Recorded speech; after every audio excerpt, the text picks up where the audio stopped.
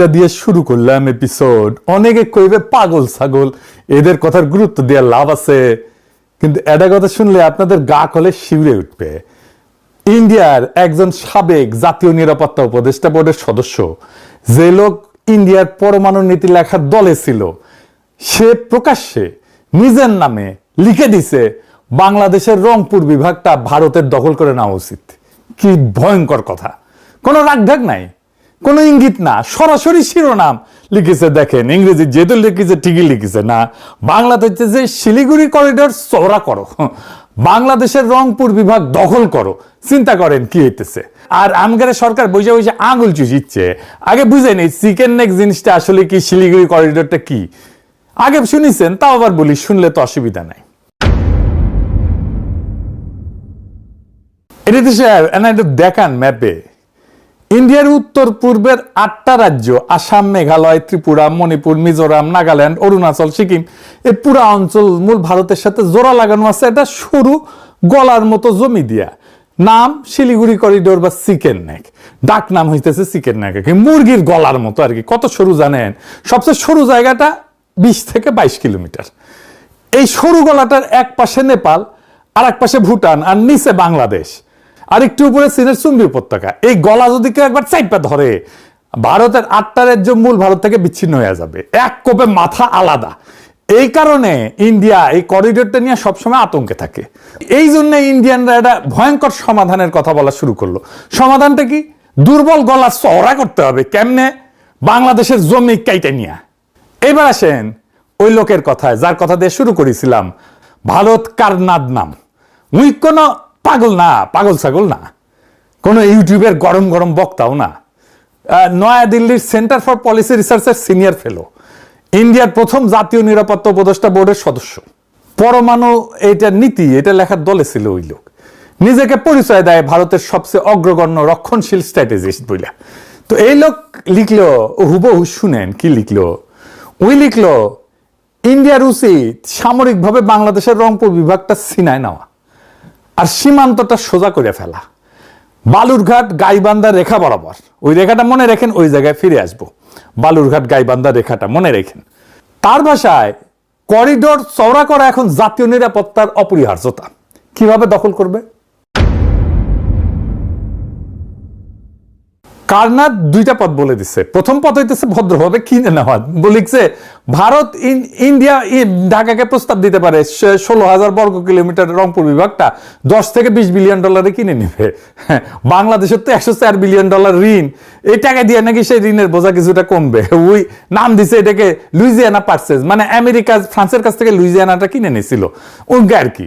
তো যদি ঢাকা রাজি না হয়, তাহলে দ্বিতীয় পথ সামরিক অভিযান, সোজা বাংলায় যুদ্ধ করে কেটে নেওয়া। কিন্তু এর মধ্যে সবচেয়ে ভয়ঙ্কর অস্ত্রটা হইতেছে, সে বলতেছে রংপুর বিভাগে মানুষ থাকে প্রায় 1,80,00,000। কারনাদ এই মানুষগুলোকে নিয়ে কি লিখছে জানেন? লিখছে এই জনগোষ্ঠীকে সামরিক অভিযানের অংশ হিসেবে বাংলাদেশের ভেতরে ঠেলে দেওয়া উচিত। শুধু তাই না, আরো এক ধাপায় বলছে জনসংখ্যা বিনিময়ের প্রস্তাব দিছে। বাংলাদেশের 1,30,00,000 যে হিন্দু আছে, তাদের আর রংপুরের 1,80,00,000 মুসলমানের মধ্যে অদল বদল করে ফেলা হোক। মানে বাংলাদেশ হয়ে যাবে পুরোপুরি মুসলমানের দেশ, আর রংপুর হয়ে যাবে হিন্দুর দেশ ভারতের। বুঝে চাও? ভাবেন একবার। একজন সাবেক রাষ্ট্রীয় নিরাপত্তা উপদেষ্টা প্রকাশ্যে একটা প্রতিবেশী দেশের ভূখণ্ড দখল আর কোটি কোটি মানুষকে জোর করে উৎখাত করার কথা লিখতেছে। আর আমাদের সরকার বসে আছে চুরে আঙুল চুষিচ্ছে। এটা একটা লোকের কথা না, এটা একটা প্যাটার্ন। আসেন একটা একটা করে দেখি, তারিখ মিলায়। প্রথম লেখা 2024 সালের 9 ডিসেম্বর। দিনটা মনে রাখেন। এই দিন ইন্ডিয়ার পররাষ্ট্র সচিব বিক্রম মিশ্রি ঢাকা আইসিছিল, এসে ওয়াকারুজ্জামান প্রভুপাদের সাথে গোপনে মিটিং করে গেছিল প্রফেসর ইউনূস সরকারের আমলে। এবার ওই দিনই ওই স্বরাজ্য ম্যাগাজিনে সাবেক এডিটোরিয়াল ডিরেক্টর জগন্নাথ একটা লেখা ছাপল, শিরোনাম বাংলাদেশের হিন্দুদের জন্য কেন ভারতের দ্বিজাতি তত্ত্ব সমাধানে মনোযোগ দেওয়া উচিত। এই লোক কি লিখলো শুনেন। ওই লিখলো যে ভারতের উচিত গোপনে এবং প্রকাশ্যে যত বেশি সম্ভব হিন্দুকে ভারতের সীমান্তবর্তী বিভাগগুলোতে সরায় আনা, যাতে পরে তাদের সামরিকভাবে রক্ষা করা যায়। আর বিচ্ছিন্ন করার জন্য 3টে বিভাগের নাম বলছে, রংপুর, সিলেট আর খুলনা। আর শেষে লিখলো সবচেয়ে সরাসরি, ওই লিখলো যে ইন্ডিয়াকে বাংলাদেশের জন্য দ্বিজাতি তত্ত্ব সমাধান মেনে নিতে হবে, যেখানে দেশের একটা অংশ রাজনৈতিক চুক্তির মাধ্যমে অথবা জোর কইরা কেটে নিয়ে বাংলাদেশের হিন্দুদের বসানো হবে। জোর কইরা, বাই ফোর্স লিখছে। শব্দটা ওর নিজের লেখা, আমি যোগ করি নাই। এবার দ্বিতীয় লেখা 2025 সালের 1 এপ্রিল। এবার আসে আরো ভয়ঙ্কর জিনিস। একই ম্যাগাজিন, লেখক হইতেছে জয়দীপ মজুমদার, শিরোনাম বাংলাদেশের হিন্দুদের জন্য একটা হোমল্যান্ড খোদাই করা। আর এটা মতামত না, এটা ধাপে ধাপে পরিকল্পনা দিছে কলে। পরিকল্পনা প্রায় একটা অপারেশনের নকশা। লক্ষ্য কি?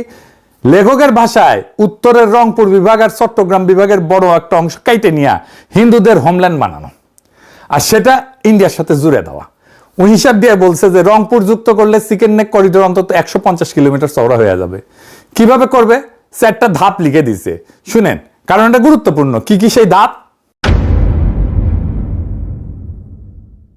1 নাম্বার ধাপ, আন্তর্জাতিকভাবে জোরে সোরে প্রচার চালাও যে বাংলাদেশের সংখ্যালঘু নির্যাতিত হইতেছে। এই কথা হইতেছে না? হইতেছে। ধাপ 2 নাম্বার, এইটা সবচেয়ে গুরুত্বপূর্ণ, বাংলাদেশের সংখ্যালঘু সংগঠনগুলোকে টাকা পয়সার সম্পদ দিয়া আন্দোলনে নামো, যাতে ইসলামপন্থীরা খেপে যায় আর পাল্টা আক্রমণ করে।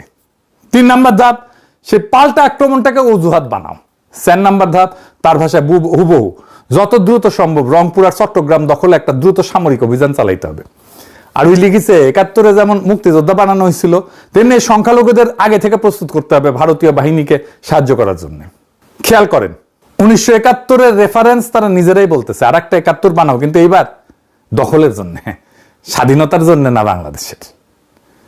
আর সবচেয়ে গা শিউরিওটা অংশটা এখনো বাকি, জনসংখ্যা বিনিময়, পপুলেশন এক্সচেঞ্জ। ওই লেখায়, মজুমদার লেখায় ভুবু লিখছে রংপুর আর চট্টগ্রাম থেকে পূর্ণ জনসংখ্যা বিনিময় হতে হবে। রংপুরের 1,53,00,000 মুসলিম আর চট্টগ্রামের 1,15,00,000 মুসলিমকে দেশের বাকি অংশে সরাই দিতে হবে, যাতে 1,44,00,000 হিন্দু বৌদ্ধ খ্রিস্টানের জায়গা হয়। হিসাবটা একবার ভাবেন, প্রায় 2,67,00,000 মানুষ তাদের জন্মভিটা থেকে উৎখাত, হিন্দুরাও মুসলমানরাও, শুধু ধর্মের কারণে। লেখক নিজেই স্বীকার করছে যে এটা অন্যায্য মনে হতে পারে 2,68,00,000 মুসলিমকে সরায় মাত্র 1,44,00,000 সংখ্যালঘুর জায়গা করা, কিন্তু তারপর ওইটাকে ন্যায্য বলে যুক্তি দিতেছে। এটা কিন্তু আন্তর্জাতিক আইন একটা নাম আছে, সেটা হচ্ছে জাতিগত নিধন, এথনিক ক্লিনজিং। একটা ভূখণ্ড থেকে একটা ধর্মের মানুষকে জোর করে সরায় দেওয়া।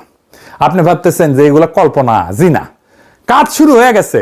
অন্তত রংপুর অঞ্চলে কাজ শুরু হয়েছে, প্রচুর টাকা পয়সা ঢালা হয়েছে, যুক্ত আছে ইন্ডিয়ান হাই কমিশন, ঢালা হইতেছে প্রচুর কালো টাকা, যুক্ত হয়েছে বাংলার লুথার কিং এর দলের লোকেরা, বেকুবেরা তো তাই করবে।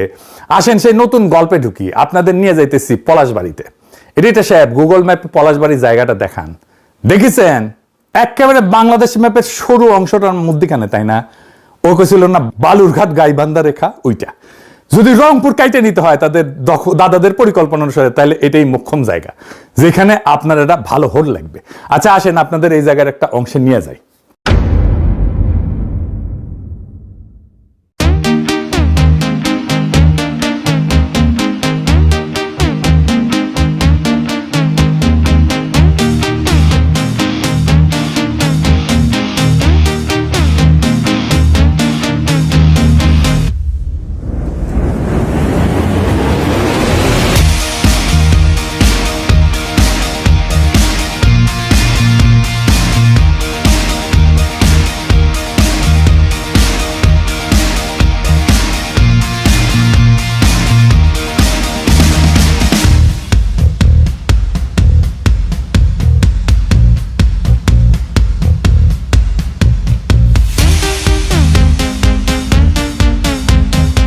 দেখেছেন, এটা হইতেছে পলাশবাড়ির রাধা গোবিন্দ মন্দির।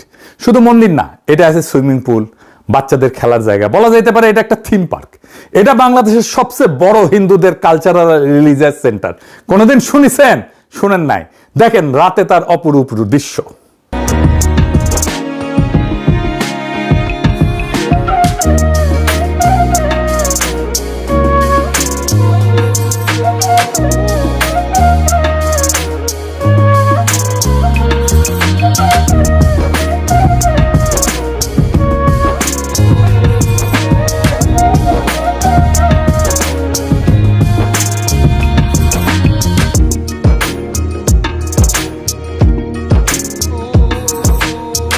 দেখেছেন, ঠিক এই জায়গায় একটা সুবিশাল রাম মূর্তি হইতেছে, ভারতীয় সহকারী হাই কমিশনার উদ্বোধন করেছে।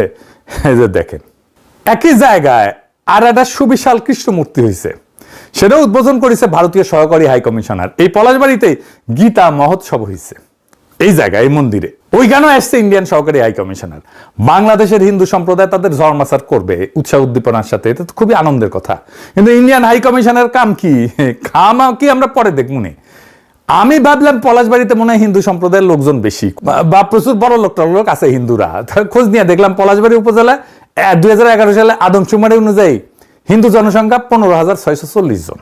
সেই সময় উপজেলার মোট জনসংখ্যা ছিল 2,44,792 জন, মুসলিম 2,29,030 জন, হিন্দু 15,640 জন। অর্থাৎ হিন্দু জনসংখ্যা ছিল মোট জনসংখ্যার 6.4% আর মুসলিম 92.48%। মানে সবচেয়ে কম হিন্দু অধ্যুষিত এলাকা বাংলাদেশের মধ্যে এটা। তো স্ট্র্যাটেজিক লোকেশনটা দেখেন, আমাদের দেশের জন্য ভৌগোলিকভাবে নাজুক একটা জায়গা। এত বড় স্থাপনা মূর্তি করা অর্থায়ন কোত্থেকে এসেছে? আমাদের গোয়েন্দারা কি এই সংবেদনশীল নাজুক ভৌগোলিক জায়গায় একের পর এক সুবিশাল মূর্তি বসানোর বিষয়টা কি ক্রিটিক্যালি অ্যানালাইজ করেননি? এটা কে প্রতিষ্ঠা করছে জানেন? আসেন সেটা দেখি। হরিদাস চন্দ্র তরণী দাস, আরো নাম আছে, সেটা পরে দেখবো। সে আবার বেশ প্রগতিশীল, অসাম্প্রদায়িক, দুস্থ রোজাদের সাহায্য করে। দেখেন, সে এই অঞ্চলে সব হিন্দু ধর্মীয় স্থাপনার দখল নিছে। দেখেন, শ্মশানের দখল নিছে, সেটা আবার প্রতিবেদন করতেছে টুপি মাথায় দিয়ে এক মুমিন মুসলমান। দেখেন, এই কেন্দ্রীয় শ্মশান ঘাটের নিয়ন্ত্রণ ভার তুলে দেওয়া হয় হরিদাস চন্দ্র বাবুর হাতে। আজ থেকে 15-16 দিন আগে এই কেন্দ্রীয় শ্মশান ঘাটের নিয়ন্ত্রণ হরিদাস বাবু গ্রহণ করেন। দেখেছেন, বেকার তো টিভি আবার নিউজ করিচ্ছে এটা নিয়ে। দেখেন, ভগবান শ্রীকৃষ্ণের বিগ্রহ, আর এটি পৃথিবীতে দ্বিতীয় বৃহত্তম, আর এর উচ্চতা হচ্ছে 53 ফিট। ভগবান শ্রীকৃষ্ণের বিগ্রহ যেটি 51 ফিট এবং আদি যুগে আমাদের যে আছেন 32 ফিট এবং বিশ্বের সর্বপ্রথম সে অযোধ্য ভারতের মতো বাংলাদেশেই তৈরি হচ্ছে 81 ফিট, যা সারা বিশ্বের মতো প্রথম। এবং এটি আগামী জুলাই মাসে উদ্বোধন হবে। এখানে সূর্য মন্দির হবে 154 ফিট। হ্যাঁ, দেখেছেন, শুধু এই মন্দির তৈরি করতে 22 কোটি টাকা লাগিছে নাকি, আবার অন্য জায়গায় বলে 40 কোটি টাকা লাগিছে। এক মাস যেতে না যেতে বিভিন্ন ভক্তর ফোন আসে, হরিদাস বাবু তুমি মন্দির করতেছো, আমরা তোমার মন্দিরে কিছু সাহায্য করতে চাই। কেউ ইট দিচ্ছে, কেউ সিমেন্ট দিচ্ছে, কেউ রড দিচ্ছে, কেউ বালি দিচ্ছে। এইভাবে হাঁটি হাঁটি পা করে আজকে এই পর্যন্ত ভক্তদের অনুদানে প্রায় 40 কোটি টাকা খরচ হয়ে গেছে। ভালো কথা, টাকা আছে, খরচা করিছে, আমার কি আমাদের কি, তাই না? কিন্তু যে করিছে তার বয়স তো কম, এত টাকা পেল কই? উই বলে তার নাকি রিসোর্ট আছে, ডেলি 2 থেকে 3 লক্ষ টাকা লাভ হয়। শুনেন, ওর মুখেই শুনেন। এই উৎসটা হচ্ছে আমার একটা রিসোর্ট আছে, এটা হচ্ছে ময়মনসিংহ শহরে আমার একটা রিসোর্ট আছে। এই রিসোর্টটাতে প্রতিদিন আমার 2 থেকে 3 লক্ষ টাকা হয়। সাইবুর রহমানের ছেলে আছে না, এখন এমপি, ওনার একটা রিসোর্ট আছে, দুসাই রিসোর্ট নাম, বাংলাদেশের হাই এন্ড রিসোর্ট, মানে সবচেয়ে ভালো রিসোর্ট গুলোর একটা। তো উনি আসছিলেন আমার প্যারিসের এই বাসাত, এই দরিদ্রের বাসাতে আসছিলেন, ওই হাসিনা আমলে আর কি। তো উনার রিসোর্টে আমি গেলে যাইতাম মাঝে মাঝে, পছন্দের একটা রিসোর্ট। তো এটা আমি জিজ্ঞেস করছিলাম উনারে, তা আমি কইছিলাম যে আপনার লাভ কেমন হয় ওইখানে। তো উনি কইতেন মাসে টেনে মোটামুটি 50 লক্ষ টাকা লাভ হইতো আর কি। উনি নিজেই বলছেন ঢাকার রিসোর্টে সে 3 লক্ষ টাকা দিনে লাভ করে। ওই মেডিকেল কলেজ করবি, হাসপাতালও করবি। দেখেছেন? আজ এইবার আসেন দেখি সে টাকা পায় কোথায়। আমি নিজে কিছু কমো না, বাংলাদেশের মিডিয়ায় প্রকাশিত একটা প্রতিবেদন দেখাবো, মাথায় আকাশ ভেঙ্গে পড়বে। আসেন সেটা দেখি। তার নাম হরিদাস চন্দ্র তরণী দাস তৌহিদ, বয়স 34, জন্ম বাংলাদেশে, প্রতারণার শুরু শৈশবে। তবে ছোটবেলাতেই পাড়ি জমান ভারতে, সেখানে সারেন লেখাপড়া, জোগাড় করেন এতিম হওয়ার সনদও। এরপর আবার ফেরেন বাংলাদেশে, প্রতারণা করে ডক্টরেট ডিগ্রিও বাগান। খোদ বাংলাদেশের প্রধানমন্ত্রী শেখ হাসিনাও তার পরিবারের নাম ভাঙানো শুরু করেন। মাননীয় প্রধানমন্ত্রীর নিকট আত্মীয়ের পরিবারের সদস্যের পরিচয় দিয়ে তারা ভুয়া টেন্ডারবাজি করছে বা তারা চাকরি দেওয়ার নাম করে অর্থ আত্মসাৎ করছে।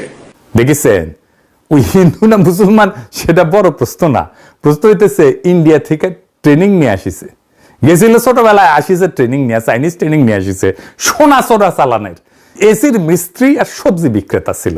স্থানীয় সচেতন মহলের প্রশ্ন, 2018 সালের একজন সাধারণ এসি মেকানিক ও সবজি বিক্রেতা কয়েক বছরের ব্যবধানে কিভাবে শত কোটি টাকার সম্পদের মালিক হলেন? ওই থেকে এত টাকার মালিক হয়েছে, এটার উৎস হয়েছে প্রতারণা আর সোনা চোরা চালান।